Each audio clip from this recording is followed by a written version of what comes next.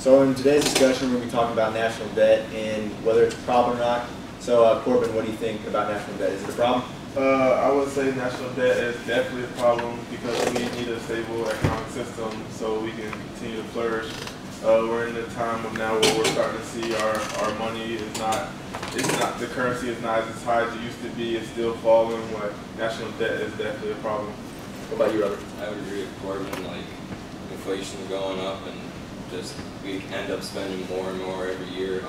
We never actually stick to the budget that we make as a nation, and we always just overspend. And as in the past current years under Obama, we've spent over like I want to say $3 trillion, according to Forbes magazine, saying that it's increased. The average annual debt increases 7.16% every year. So. Yeah, I agree with you. I was reading on USA Today that for each of Obama's first 4 office terms, his deficit has been over $1 trillion and actually topped out at $1.4 trillion in 2009. So it's way over what the previous presidents have been. So with national debt, one definition we need to define is a budget deficit. A budget deficit occurs when the total amount of money is just completely being spent and it's greater than the amount of revenue. Also, according to USA Today, for the past 4 years, $1.4 trillion is over $1 trillion over all the president's deficits. So, who do you think is harmed by the problem, Corbin? Harmed by the problem is definitely the American people who are harmed by the problem. According to U.S. News, like America is currently experiencing the highest interest rates it's ever had and the slowest economic growth it's ever had. We're looking at weaker job markets and higher taxes and higher inflation nowadays. Yeah, to elaborate on the U.S. News article, I also read the same. We're at such a low interest rate right now that everybody's buying our treasury bonds, but once our interest rates go up, people are going to stop buying those bonds, causing us to go farther into debt. What about you, Robert? Yeah, I believe everyone's affected by the national debt too, but to elaborate on the higher taxes is that according to usnews.com, over the past few decades, Americans have voted themselves more benefits than they're willing to pay for.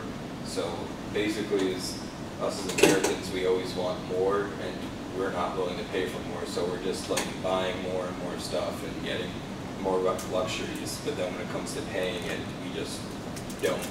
And then we get higher taxes, and even the higher taxes won't make up for the large amount of spending that we're doing. And like we're going to need long-term implemented programs also according to the same site just to possibly fix part of the problem.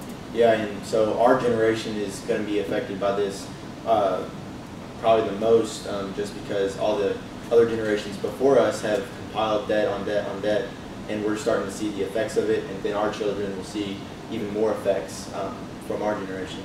So when does this harm occur? I heard in the U.S., or I saw in U.S. News Money reports that the debt is growing $58,000 per second, and that's just going to add to the debt each year. So who do you think, or when does the harm occur? Well, obviously the harm occurs when, as I said before, when Americans and the country itself, like the federal government, spends money that they do not have. Like there's, according to useconomy.com, there's less federal income thanks to decreased tax receipts during the recession and to just tax cuts. And like we're doing tax cuts even though we don't have the money to do tax cuts. So like, and at the same time, according to this, the cost of Social Security, Medicare, and other mandatory spending continues to increase, and the war on terror, although technically over, is still being fought. So like all this, we're trying to cut taxes, but it affects, like we're still spending more and more money because more and more people are getting benefits, and we're spending more and more money on wars that it's the money we just don't have, and we're spending it. So with the current wars is Yeah. okay. What about you, Corbin? I definitely agree with Robert on the situation. You say when does the harm occur? Really, the harm has already occurred, but when we reach our lowest peak, probably, I would say definitely when the U.S. economy, it just falters altogether. You'll see inflation ends up being as worst it's ever been. We're now looking at a time where people want the minimum wage to go up, but if the minimum wage goes up, it's really not going to help their cost of living, because if the minimum wage goes up, people are only going to inflate prices even more. I mean, according to the U.S. News, like, the harm will be most occur when the U.S. Investors begin to shun the U.S. government from securities, and also the cost of insuring the U.S. default goes up. But we're already probably looking at harmful occurrence already. Yeah. So, if the problem weren't solved, what do you think would happen in the near future, Corbin? If the problem were not solved, we'd definitely probably see the fall of the U.S. economy probably to its lowest, where we'll see times get worse than they've ever gotten before. Yeah, I agree with Corbin. It's just, if we don't do anything, debt will just continually increase. As I said before, it goes up on an average of 7.16% per year. So it's just, if you don't do anything about it, it's not like it's going to go away. It's just the debt will just continually pile up and eventually form a recession and possibly a depression of our countries. Just our economy will probably collapse. Yeah, U.S. Money report said, this is a quote, if the debt was left unchecked, that swiftly swelling number has the potential to affect our daily lives in a big way, primarily in the form of higher interest taxes and ultimately a slower economy, which would affect our future generations, just because the debtor is going to want the money back, obviously. So, how bad is the problem now, Robert? Well, how bad the problem is, we're over, I think the exact number is $18.1 trillion in debt. And it's, yeah, that's how bad the problem is. We're in trillions of dollars of debt, and yeah, around six is debated between 5 to like $6.5 trillion of that is due to just the Obama administration. So our increase in debt is just tremendous.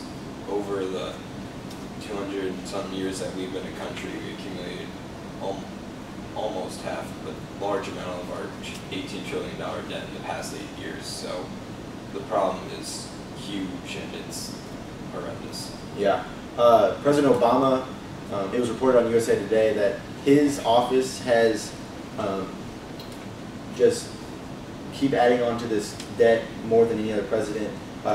Bush's administration only had a $4 billion deficit per year, except for the 2001 when they had a $1.1 trillion just because of 9/11. But I think that if we want this debt problem to be solved, we're going to have to do something about the deficit that Obama has placed, or that Obama has fulfilled each year. What about you, Corbin? I agree with you both. As long as the U.S. keeps spending money, that's like going to increase our problem even more. According to the GDP, federal spending will grow to 26% of gross domestic product, and within the next 10 years, we'll reach highs up to 35% by 2035. So the problem, we keep spending money, like Robert said. We're getting tax cuts, but we can't afford to get tax cuts at this time. So we're a pretty bad state right now. Yeah, so the debt problem isn't just a current problem. As you all know, it's a historical problem. So back in 1790, when it all started, our first treasurer accumulated $75 million worth of debt. Well, that number has obviously increased since then. In 1860, Atlantic News reports that the debt went up to $65 million, and then just 6 years later went up to $2.6 billion.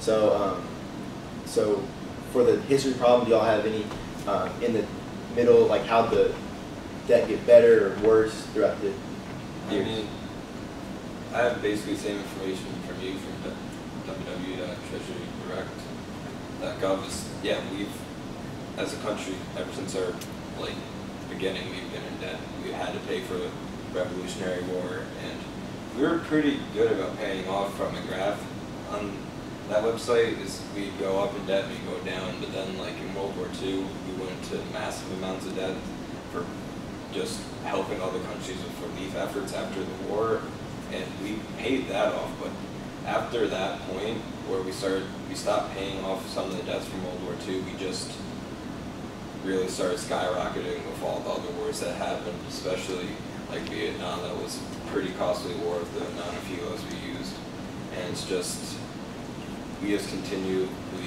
spend money, and we haven't been good about paying off debt for like about almost 100 years. Right, so you're talking about the debt being paid off in the World War II. After World War II, well, the Clinton administration actually paid off $6 billion off the debt, but just in $600 billion is not even a dent into what our debt is now. But soon after, the debt began to double, and just in paying off $6 billion didn't really affect it. Like Obama's making trying to pay off $35 billion in national debt. One of the methods he used was, he would, according to the Fiscal Times, he's trying to pay off $35 billion in debt in the April-June quarters. Like, it's good that he's trying to pay it off, but just taking a few billions off of a $13 trillion debt, it's just, no one has been good about like really just taking off big chunks, or trying to take off little chunks that make no difference in the end, because if you pay off $35 billion by 2 years, so already being $75 billion more dollars of debt. Yeah. So what are the causes of the problem? Well, first, according to CBS News, Obama has accumulated more debt than in the first 2 months of his presidency than President Bush did in his entire 8 terms of service. So to me, that sounds like one of the biggest causes as of late of the national debt problem. What about you, Corbin? What are the causes? It's a lot of few causes. I like to think like a lot of people, they love to blame a bunch of presidents for economic debt. I would like to go back a little bit to like the last topic of the history of the problem. Like our problem, it hasn't really started with a president. It's like I agree with you both with your comments about going all the way back to 1780 with the Revolutionary War, but the past presidents and our economic tax cuts have definitely not helped. That during the George Bush era, and then now President Obama accumulating debt as well.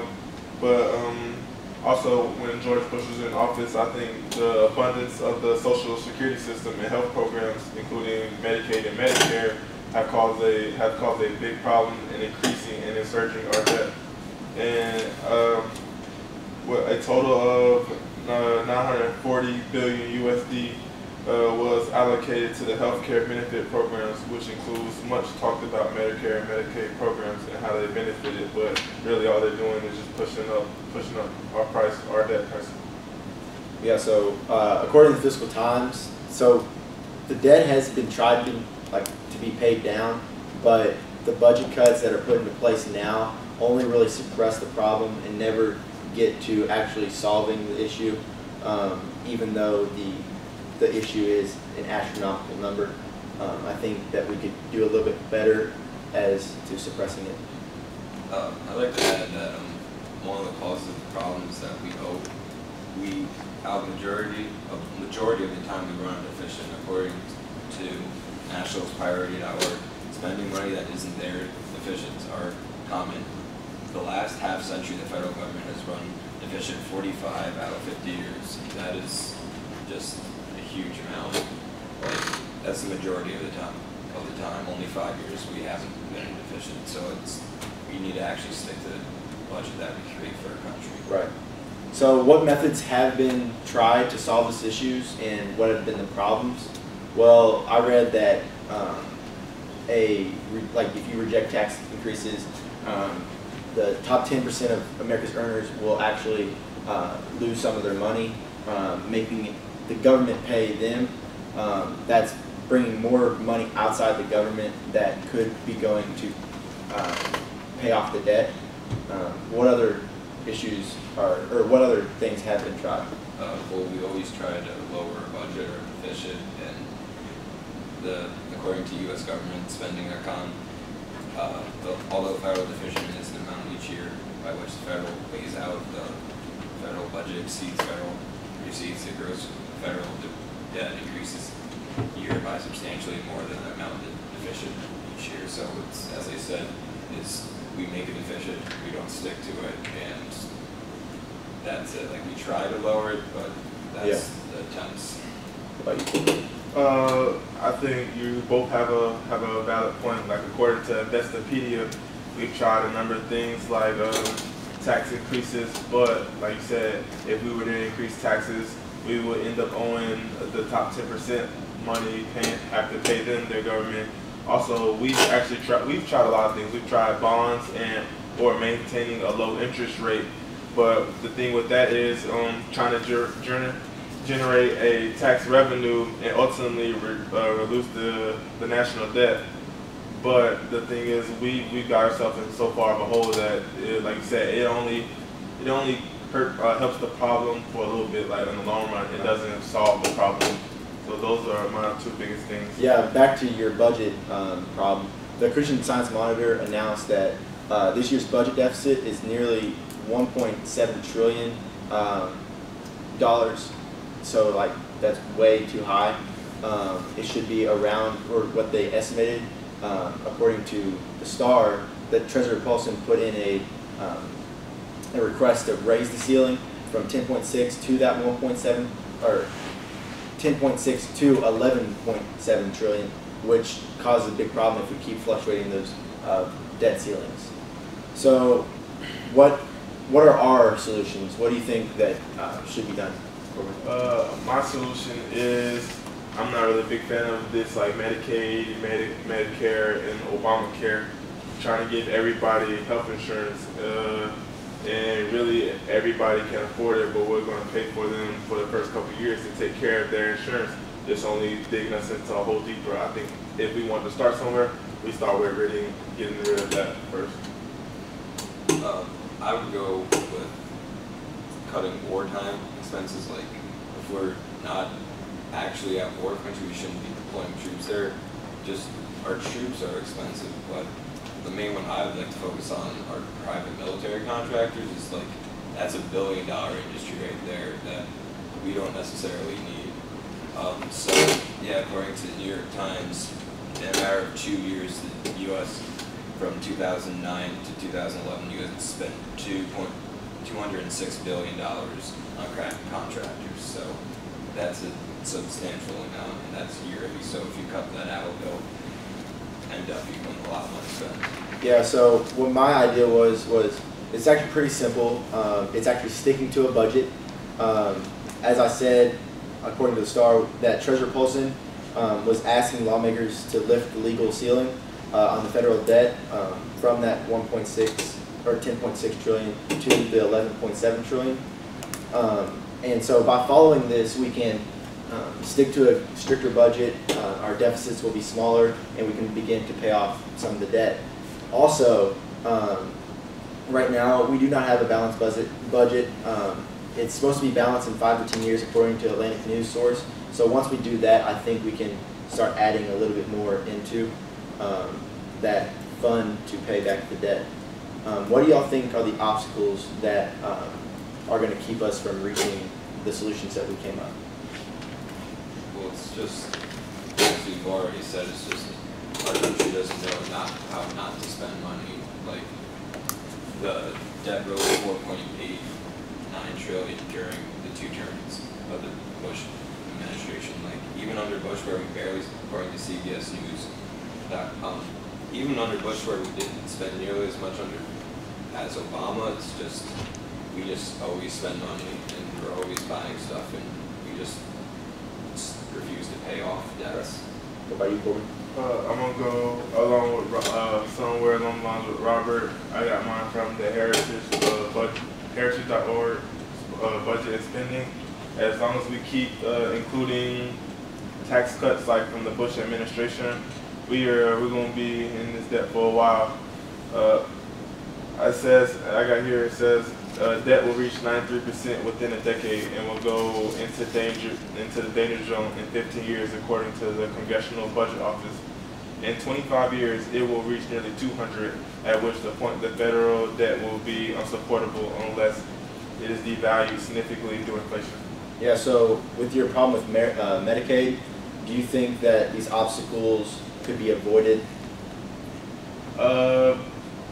Medicaid and tax cuts really don't go along, but I think Medicaid, like I said, would give us a start trying to give everybody health care insurance. Okay. I think it would be a large start for us. Yeah, so I think we just covered the basics of what national debt is, what are the problems with it, who does it harm, and what we could do to at least suppress this epidemic throughout the nation.